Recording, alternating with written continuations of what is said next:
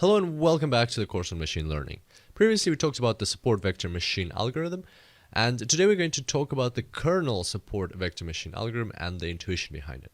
So as you recall, in the support vector machine situation, we had a set of observations which belong to different classes, and the point was to find this decision boundary between them so that any future observations could be identified which class they fall into. And in this case, we can see that there's a decision boundary, and the support vector machine algorithm tells us exactly how to find that boundary.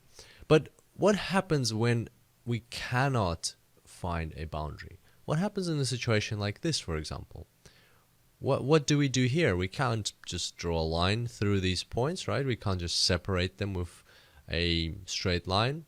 We can't separate them with a horizontal line. We can't separate them with a vertical line. Whatever we try to do, we cannot separate these points in the same way that the support vector machine algorithm told us to. And so what happens in this situation? And why does it happen? Well, this happens because in this case, the data is not linearly separable. So here we've got the two examples side by side. On the left, the linearly separable data, and on the right, the non-linearly separable data. And what the support vector machine algorithm does is it helps us find that decision boundary or correctly place that decision boundary. But it does have an assumption. The assumption is that the data is linearly separable. So basically it's saying that it is possible to place the decision boundary. So the support vector machine algorithm helps us choose the optimal decision boundary out of the multiple decision boundaries that we can draw. Whereas in the non-linearly separable case, we can't even draw one single decision boundary or linear decision boundary. So therefore the support vector machine algorithm just won't work by definition.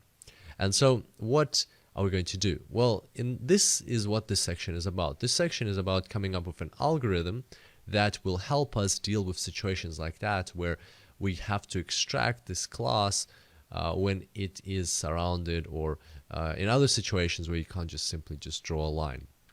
And the way this section is structured, or the intuition tutorials of this section, is first of all we're going to explore a method which is called going to a higher dimensional space, where we will learn how we can take this data set and add an extra dimension into our space that we're dealing with and make our data linearly separable. So we'll have a look at a couple of those examples, and then we will discuss the kernel trick, which allows us to do these things in a more computationally efficient way without having to deal with multiple or higher dimensions. And finally, we will talk about the different types of kernels that exist. So quite an interesting section ahead, and I can't wait to see you on the next tutorial. Until then, happy analyzing.